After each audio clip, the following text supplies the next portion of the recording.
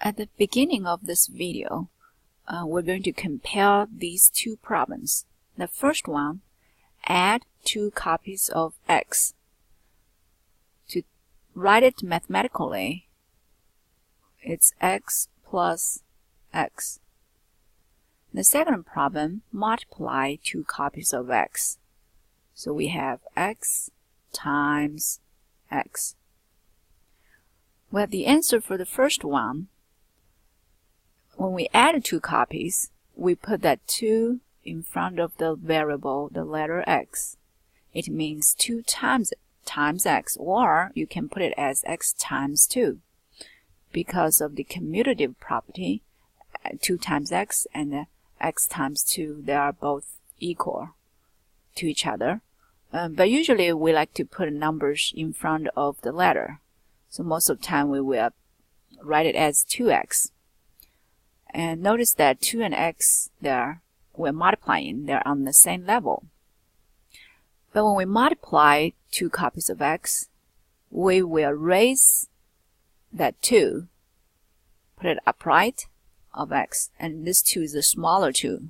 In this case, this 2 right here indicates multiplying 2 copies of x. So whenever you see a 2 upright or a number upright, that means multiplication, not addition. Well, so this 2 upright here, we call it exponent, or we can also call it a power. And the x, we call it base. So if we try to multiply, we x squared and x cubed. We're going to get, when we do this problem, we're going to go by the definition. So as we just explained, this 2 upright is called an exponent. What it means is multiplying 2 copies of x. So let's go ahead and do that. So that's x squared. And then there is another multiplication right after x squared, so copy that. And then we're going to work out x cubed. And this 3 here means multiplying 3 copies of the base x. So we write down 3 copies of x. And now if we look at the expansion, we have multiplication between all the x's, and so this is like saying multiplying 5 copies of x.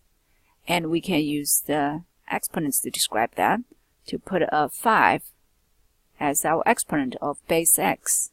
So that's what it means, multiplying 5 copies of x. So this is how we do the problem by definition. But if you take a look at how we did the problem, this 5 exponent in the answer comes from adding to the first exponent 2 and the second exponent 3. And because we look at x squared, here we got 2 copies of x, and then we got 3 copies of x. And by adding 2 copies and 3 copies, that will give us exactly 5 copies of x.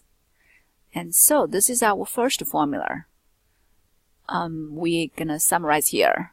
We have a base to an exponent. The exponent because we have 2 exponents, they could be the same or different. So I'm gonna call the first exponent e1, e subscript 1, times base to the second exponent, let's call it e subscript 2.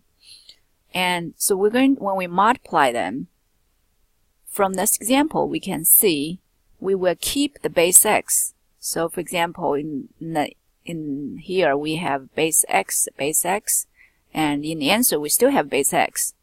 So if we call that base, we're going to keep the base, whatever the base is. B here represents base, so we're going to use letter B. And exponent, if we usually use e to represent it, but if there's, in my formula, I'm going to use e to represent it. If there are 2 of them, I may call it e exponent 1, exponent 2. And by looking at this example, the answer is going to be adding these two exponents. So we're going to add the first exponent and the second exponent. So that is our formula. And now we're going to use the formula to do some problems. So for example, if we have x to the 4th times x to the 7th, and we don't have to go by definition anymore, we can use the formula. So when we do this way, we're doing it by definition. But after we get that formula, we can use the formula to do the problem. So the formula says we keep the base. So if it's a base b, you still have base b. Base x, we still get base x. And we're going to add the first exponent 4 and the second exponent 7. So we're going to get x to the 11th. And that would be the answer.